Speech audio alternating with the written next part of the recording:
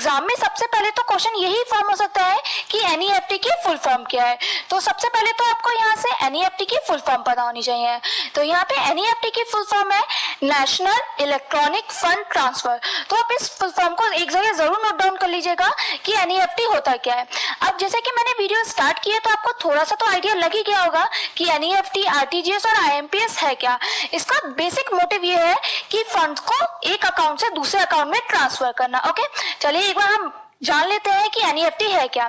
देखिए, NEFT is a nation wide payment system facilitating one two one fund transfer. देखिए, ये nation में ही आप एनईएफटी के थ्रू फंड को ट्रांसफर कर सकते हैं। ठीक है, अब इस एनईएफटी के थ्रू कौन कौन पर्सन जो है एक अकाउंट से दूसरे अकाउंट में फंड ट्रांसफर कर सकता है। देखिए, जैसे इंडिविजुअल हो गए, अगर किसी इंडिविजुअल को अपने एक अकाउंट से दूसरे बैंक अकाउंट में फंड ट्रांसफर करना है तो वह एनईएफटी के थ्रू फंड को ट्रांसफर कर सकता है। फर्म यूज कर सकती है, कॉर्पोरेट भी इसका यूज कर सकती है। ये सब इलेक्ट्रॉनिक फॉर्म में क्या कर सकते हैं, एनईएफटी के थ्रू अपने फंड्स को दूसरे अकाउंट में ट्रांसफर कर सकते हैं।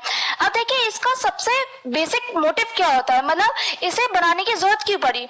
देखिए, इसका बेसिक मोटिव ये रखा गया कि पर्सन को बैंक ना जाना पड़े, वो घर में बैठे ही बैठे एक अकाउंट से दूसरे अकाउंट में फंड को ट्रांसफर कर सके। चलिए अब आप ये बात कर लेते हैं कि कौन कौन से बैंकों में, मतलब या फिर कितने बैंकों में एनईएफटी अवेलेबल है। देखिए, NEFT facility are available at 74,680 branches. देखिए, 74,680 ब्रांचेस है जिसके अंदर एनईएफटी की जो फैसिलिटी है वो प्रोवाइड की जाती है। और वो ब्रांचेस कितने बैंकों की है, 101 बैंक्स की है। अभी जो डाटा है ये जनवरी 2011 तक अपडेटेड था, तो मैंने आपको ये डाटा जनवरी 2011 तक का अपडेट ही दिया है। अब हमारी कंट्री में कितनी ब्रांचेस हैं, हमारी कंट्री में 82,400 ब्रांचेस हैं, जिसमें से केवल 74,680 ब्रांचेस में ही एनईएफटी की जो फैसिलिटी है वो अवेलेबल है। चलिए फिर नेक्स्ट बढ़ते हैं। नेक्स्ट हम इसके बेनिफिट जान लेते हैं। एनईएफटी के थ्रू अगर आपको फंड ट्रांसफर करना है तो इससे आपको क्या क्या बेनिफिट हो जाते हैं, या फिर एनईएफटी आपको क्या क्या फायदे देखिए द रामीटर। देखिए, रामीटर कौन होता है, रामीटर वो पर्सन होता है जो किसी दूसरे अकाउंट में फंड को ट्रांसफर करता है। तो आप यहाँ से रामीटर को बिल्कुल कंफ्यूज मत होइएगा। तो remitter need not send a physical cheque और demand draft to the beneficiary. देखिए, जो रेमिटर होता है जिसे मतलब फंड्स या फिर पेमेंट देना है किसी को, तो जिस पर्सन को पेमेंट करना है तो रेमिटर को उसे ना तो फिजिकल चेक, मतलब ना कोई चेक देना पड़ेगा, ना कोई डिमांड ड्राफ्ट देना होगा। वो मोबाइल पे ऑनलाइन बैंकिंग के थ्रू बेनिफिशियरी के अकाउंट में फंड को ट्रांसफर करा सकता है। फिर आता है the beneficiary need not to visit bank for depositing the paper instrument. अब जब किसी फॉर्म को भरने की जरूरत ही नहीं है, सारा सिस्टम ऑनलाइन है, तो हमें कोई भी जो फॉर्म है वो बैंक में जाके जमा नहीं करना पड़ेगा। फिर आता है the beneficiary need not be apprehensive of loss theft of physical instrument. देखिए, जब हमें कोई फॉर्म नहीं भरना पड़ रहा है, ना कहीं जाना पड़ रहा है, ऑनलाइन ही सब काम हो जाता है, तो इससे ये जो होता है चोरी का, मतलब डॉक्यूमेंट खो गया, चोरी हो गया, ये सब से हमें जो है फायदा हो जाता है। ये एक तो कॉस्ट इफेक्टिव है, इसमें कोई ज्यादा कॉस्ट नहीं लगती है। Credit confirmation of the remittance sent by SMS और ईमेल, आपको जो है जो उसकी इंफॉर्मेशन भी मिल जाती है। Near real time transfer of the fund of the beneficiary account in the secure manner. अब इसमें क्या होता है, नियर रियल टाइम का मतलब है एकदम नहीं, लेकिन हाँ, अगर आपने एक दिन, जैसे आपने आज किया है तो आपका फंड आज ही के दिन ट्रांसफर हो जाएगा। ये नहीं है कि आपने अभी किया तो एकदम ट्रांसफर हो जाएगा। ठीक है, अब मैं आपको एनईएफटी के बारे में एक चीज और बता देती हूँ। देखिए, ये बैच में होता है। जैसे कि आपने कहा, आपने ऑनलाइन करा कि मुझे एनईएफटी करनी है, तो आपकी रिक्वेस्ट वहां पे ऐड हो गई। आप यहाँ पे आधे घंटे के बैच होते हैं, तो आपने जब रिक्वेस्ट की होगी तो जो बैच होगा आधे घंटे का, उसके जब आधा घंटा कंप्लीट हो जाएगा तब आपका जो फंड है वो ट्रांसफर होगा। ठीक है, तो यहाँ पे आपको बिल्कुल कंफ्यूज नहीं होना, एनईएफटी होता है बैच के फॉर्म में। चलिए नेक्स्ट बढ़ते हैं। नेक्स्ट आता है इंपॉर्टेंट फैक्ट। जैसे कि इंपॉर्टेंट फैक्ट्स के बारे में जान लेते हैं।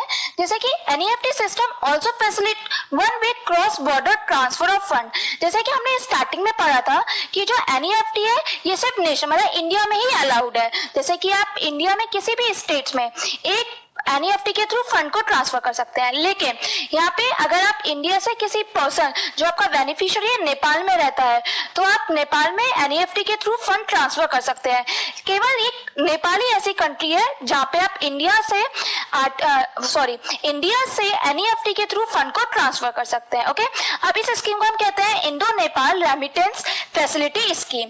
ठीक है, नेक्स्ट पढ़ते हैं 10 जुलाई 2017 तक जो एनईएफटी का बैच था वो 1 आवर तक का होता था। मतलब 1 आवर के बीच में जितने भी एनईएफटी की रिक्वेस्ट आएंगी उनको एक साथ किया जाएगा। लेकिन जो 10 जुलाई 2017 के बाद इस बैच को क्या कर दिया गया, छोटा कर दिया गया, इसे हाफ अर्ली कर लिया गया, क्योंकि बहुत रिक्वेस्ट आने लगी होंगी और एक साथ में बहुत सारा फंड ट्रांसफर करने में दिक्कत होती होगी। इसलिए आधे घंटे के बैच बना दिए गए।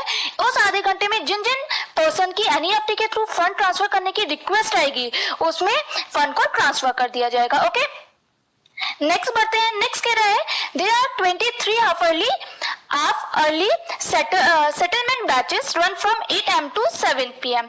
अब देखिए आप एनईएफटी कितने टाइम से कितने टाइम के बीच में करवा सकते हैं, सुबह 8 बजे से लेकर शाम के 7 बजे तक।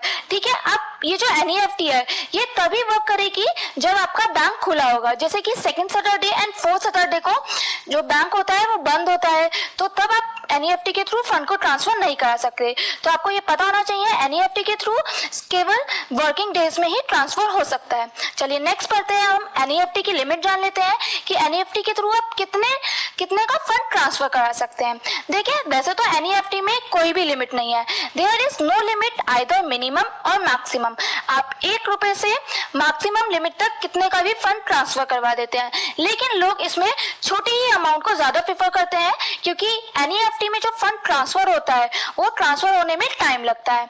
फिर नेक्स्ट आता है, अगर जैसे कि हमने बात किया है कि हम ऑनलाइन इसमें फंड ट्रांसफर करवा देते हैं, लेकिन जैसे कि कोई पर्सन है उसका बैंक में अकाउंट नहीं है और उसे किसी अदर पर्सन के बैंक में फंड ट्रांसफर करना है तो वो कैसे करेगा। तो इसके लिए भी बैंकों ने एक फैसिलिटी प्रोवाइड की है। आप बैंक जाकर आपको एक फॉर्म मिलेगा, उसे फिल करिए, तब आप उस फॉर्म के थ्रू जिस पर्सन के अकाउंट में मतलब बेनिफिशियरी के अकाउंट में आपको फंड ट्रांसफर करना है उसमें आप फंड ट्रांसफर कर सकते हैं। लेकिन वहां पे एक कंडीशन लगा दी गई है, वो कंडीशन है ₹50,000 की। आप उसके द्वारा केवल सिर्फ 50,000 का ही अमाउंट को ट्रांसफर कर सकते हैं। आप एक केस और है, अगर आप इंडिया से नेपाल में ट्रांसफर करना चाहते हैं फंड को, तो इंडिया से नेपाल में भी केवल 50,000 का ही जो फंड है वो ट्रांसफर हो पाएगा। तो आपको ये दोनों ही बात लर्न करनी है। अगर आप ऑनलाइन करते हैं विदाउट कैश तो यहाँ पे कोई भी लिमिट नहीं है, लेकिन अगर किसी पर्सन का अकाउंट नहीं है, वो बैंक में जाके कैश के थ्रू फंड ट्रांसफर करवाता है, तो वहां पे लिमिट है 50,000 की। चलिए नेक्स्ट देख लेते हैं। अब नेक्स्ट हम चार्जेस देख लेते हैं कि अगर आप एनईएफटी के थ्रू फंड को ट्रांसफर करवाते हो तो कितना चार्जेस लगते हैं। जैसे कि ये जो चार्जेस है ये आरबीआई के अकॉर्डिंग है, ये मैक्सिमम चार्जेस है। अब लेकिन ये जो चार्जेस डिपेंड होते हैं ये होते हैं बैंक के ऊपर कि बैंक कितने लगाता है। जैसे कि अगर आप 10,000 तक का जो फंड है वो ट्रांसफर करते हैं तो आपको ₹2.5 देना होगा, 0.25। अब ये मैक्सिमम अमाउंट है। ओके, अब अबव 10,000 लेकिन 1 लाख से कम, 1 लाख से कम तो आपको ₹5 देने होंगे, और 1 लाख से ज्यादा, 2 लाख से कम तो आपको ₹15 पे करना होगा फंड ट्रांसफर पे। और अबव 2 लाख, अब 2 लाख से जितने भी ज्यादा का आप ट्रांसफर करेंगे उस पर आपको ₹25 देना होगा। अब जैसे कि ये जो रेट है ये बैंक के ऊपर डिपेंड करेंगे। कुछ बैंक होते हैं अगर आप एनईएफटी के थ्रू फंड ट्रांसफर करते हैं तो वो 1 लाख रुपए तक कोई चार्ज नहीं लेते, इसलिए ये जो जितने भी चार्जेस हैं ये बैंक के ऊपर डिपेंड करेंगे। हाँ, लेकिन अगर कोई बैंक 10,000 रुपए पर ₹2.5 से ज्यादा जो चार्जेस है वो नहीं लगा सकता, तो ये है मैक्सिमम। यहाँ से आप समझ गए होंगे कि एनईएफटी होता क्या है। यहाँ पे मैंने आपको एनईएफटी से रिलेटेड पूरी डिटेल बता दी है। आई होप यहाँ से आपको एनईएफटी के बारे में समझ में आ गया होगा। चलिए नेक्स्ट हम आरटीजीएस के बारे में पढ़ेंगे, क्योंकि अब एनईएफटी के बाद जो आरटीजीएस है ये भी बहुत इंपॉर्टेंट है। सबसे पहले हम आरटीजीएस की यहीं पे फुल फॉर्म जान लेते हैं। आरटीजीएस की फुल फॉर्म होती है real time gross settlement. Okay, तो आप इस जो फुल फॉर्म है उसे एक जगह नोट डाउन कर लीजिएगा। चलिए आगे देखते हैं। सबसे पहले RTGS. RTGS real time gross settlement system are specialized fund transfer system where transfer of money और securities take place from one bank to another on a real time. देखिए आरटीजीएस में क्या होता है, अगर आप फंड ट्रांसफर करते हो तो इमीडिएटली, जैसे कि आपने फंड ट्रांसफर किया, मैक्सिमम 30 मिनट्स के अंदर, ये मैक्सिमम लिमिट है, आपका जो फंड है वो ट्रांसफर हो जाएगा। तो बस एनईएफटी और आरटीजीएस में एक मेन डिफरेंस ये है कि जो एनईएफटी होती है उसे उसके द्वारा फंड जो ट्रांसफर होता है उसमें टाइम लगता है, लेकिन आरटीजीएस के द्वारा फंड ट्रांसफर करने में टाइम नहीं लगता है। RTGS system are typically use by high value transaction. देखिए जब आरटीजीएस का यूज वो लोग करते हैं जिन्हें जैसे 5 लाख या फिर उससे ज्यादा के अमाउंट का फंड ट्रांसफर करना होता है, ओके, क्योंकि जो बड़े अमाउंट होते हैं वो जल्द से जल्द ट्रांसफर हो जाए वो अच्छा रहता है। नेक्स्ट बढ़ते हैं, नेक्स्ट हम इससे रिलेटेड इंपॉर्टेंट फैक्ट्स को जान लेते हैं। जैसे कि सबसे पहले हमें लिमिट पता होनी चाहिए, जैसे कि जो आरटीजीएस है उसकी मिनिमम लिमिट है 2 लाख। अगर आपको 1 लाख का जो फंड है वो ट्रांसफर करना है तो आप आरटीजीएस के थ्रू नहीं कर सकते, तो आपको क्या फैसिलिटी अडॉप्ट करनी होगी, एनईएफटी की, ठीक है। फिर आता है मैक्सिमम लिमिट। अब आरटीजीएस में कोई भी मैक्सिमम लिमिट नहीं है, आप जितना चाहे उतना फंड ट्रांसफर कर सकते हैं। तो यहाँ से आप समझ गए होंगे एनईएफटी और आरटीजीएस में क्या फर्क है। देखिए एनईएफटी में ना कोई मिनिमम लिमिट थी ना मैक्सिमम, लेकिन आरटीजीएस में मिनिमम लिमिट है। अब जो बेनिफिशियरी है उसके अकाउंट में विद इन 30 मिनट्स के अंदर जो है फंड ट्रांसफर हो जाएगा। द आरटीजीएस सर्विस विंडो अभी कब से कब तक ओपन होगी, 9 आवर्स से लेकर 16:30 आवर तक, ओके, ये है वीकडे। आप सैटरडे की बात करें तो सैटरडे को 9 आवर्स से लेकर 14 आवर्स तक, तो आप इस बीच में जो है आरटीजीएस के थ्रू फंड्स को ट्रांसफर कर सकते हैं। आप ये भी सिर्फ वर्किंग डे में ही काम करेगी। अगर आप किसी दिन संडे चाहो कि संडे को आपका फंड ट्रांसफर हो जाए तो आपका आरटीजीएस के थ्रू फंड ट्रांसफर नहीं होगा। चलिए नेक्स्ट बढ़ते हैं, नेक्स्ट हम इसके स्ट्रक्चर को जान लेते हैं कि अगर आप आरटीजीएस के थ्रू पेमेंट कर रहे हैं तो कितने चार्जेस लगेंगे। मैं फिर से कहूंगी ये जो चार्जेस है ये आरबीआई के अकॉर्डिंग है और ये किसके ऊपर डिपेंड करता है, बैंक के ऊपर करते हैं। अगर आप 2 लाख से 5 लाख रुपीस के बीच में अगर आप फंड को ट्रांसफर करेंगी तो आपको पर ट्रांजेक्शन 30 रुपीज पे करना होगा। लेकिन अगर आप 5 लाख रुपीज अबव करती हैं, जैसे आपने 6 लाख रुपए का ट्रांसफर किया, तो आपको कितना करना होगा, 55 रुपीज, ठीक है। यहाँ से आप चार्जेस समझ गए होंगे कि आरटीजीएस के थ्रू फंड ट्रांसफर करने के क्या चार्जेस हैं। चलिए नेक्स्ट पढ़ लेते हैं। नेक्स्ट हम बात करते हैं कि अगर आपको आरटीजीएस के थ्रू फंड ट्रांसफर करने हैं तो उसके लिए हमें क्या क्या इन्फॉर्मेशन की जरूरत होगी। जैसे कि सबसे पहले तो हमें जो बंदा मतलब जो पर्सन अपने अकाउंट से ट्रांसफर करना है फंड, उसका अकाउंट नंबर पता होना चाहिए, ये तो कंपलसरी है, ठीक है। फिर हमें बेनिफिशियरी का नेम पता होना चाहिए और ब्रांच पता होनी चाहिए कि हम किस बेनिफिशियरी को ट्रांसफर कर रहे हैं और उसका ब्रांच कौन सी है, ठीक है, तो ये पता होना चाहिए। फिर आता है आईएफएससी नंबर। ये देखिए ये जिस आप बेनिफिशियरी के अकाउंट में ट्रांसफर कर रहे हैं उस ब्रांच का आईएफएससी कोड चाहिए। ये आपको नेट पे भी मिल जाता है और जो आप बेनिफिशियरी है उससे भी पूछ सकते हैं। फिर आता है name of the beneficiary customer. ये देखिए 2 बार हो गया, सॉरी, तो बेनिफिशियरी कस्टमर का नेम कंपलसरी है। Account number of the beneficiary customer, आपको क्या चाहिए होगा, बेनिफिशियरी का अकाउंट नंबर भी चाहिए होगा। तो यहाँ से आपको चीज समझ में आ गई कि अगर आपको आरटीजीएस करना है तो आपको क्या क्या इन्फॉर्मेशन चाहिए होगी, ठीक है। तो ये था आरटीजीएस से रिलेटेड इन्फॉर्मेशन। देखिए इन दोनों ही मोड का, ये जितने भी पेमेंट मोड है उनका बेसिक मोटिव यही होता है कि सिक्योर वे में हम क्या कर सके, फंड को ट्रांसफर कर सके जल्द से जल्दी। एनईएफटी के बाद आरटीजीएस को इसलिए लाया गया कि जो बड़े अमाउंट होते हैं उन्हें हम बहुत जल्दी हम बेनिफिशियरी के अकाउंट में ट्रांसफर कर सके, जिससे कि जो गलतियां होती हैं वो कम से कम हो। अब ये जो एनईएफटी है, आरटीजीएस है, ये किसके द्वारा मैनेज किया जाता है, एनपीसीआई के द्वारा। चलिए नेक्स्ट हम आईएमपीएस के बारे में जानेंगे। अब आईएमपीएस की फुल फॉर्म है इमीडिएट पेमेंट सर्विस। जैसे कि आप यहाँ समझ ही गए होंगे, इमीडिएट मतलब एकदम पेमेंट करना। यहाँ पे इसकी एक फुल फॉर्म और होती है, इंटरबैंक मोबाइल पेमेंट सर्विस। तो एग्जाम में आपसे दोनों में से कुछ भी फुल फॉर्म पूछी जा सकती है, तो आपको यहाँ से आईएमपीएस की दोनों फुल फॉर्म पता होनी चाहिए।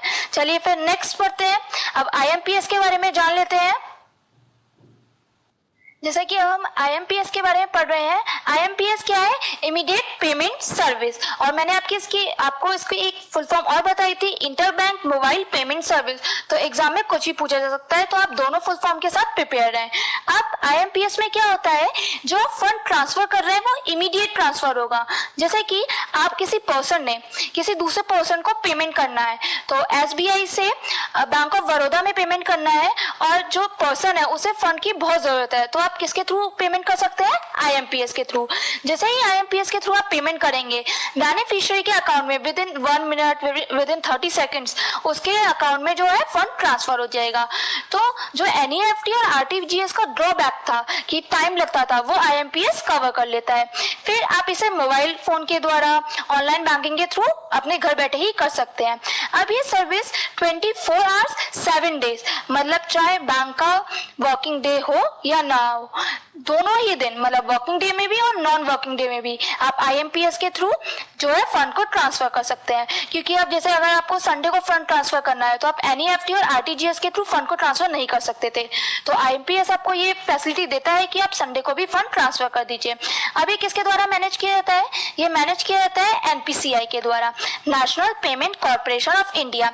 अब एग्जाम में इस टाइप से क्वेश्चन फॉर्म हो सकता है कि IMPS जो फैसिलिटी थी, ये जो स्कीम थी, वो कब लॉन्च हुई? ये लॉन्च हुई थी 22 नवंबर 2010 को। तो ये डेट बहुत इंपॉर्टेंट है और आप इस डेट को एक जगह जरूर नोट डाउन कर लीजिएगा। Currently there are 53 commercial banks, 101 rural distributed urban and corporative banks. देखिए जो करंट में जो 53 बैंक्स और 100 जो रूरल बैंक्स हैं, उसमें IMPS की फैसिलिटी प्रोवाइड की गई है। तो आप जो बैंक लिस्ट में होंगे उन्हीं बैंक के थ्रू आप IMPS कर सकते हैं। ठीक है, चलिए अब हम इसके बेनिफिट जान लेते हैं कि IMPS के थ्रू फंड ट्रांसफर करने से हमें क्या क्या बेनिफिट होते हैं।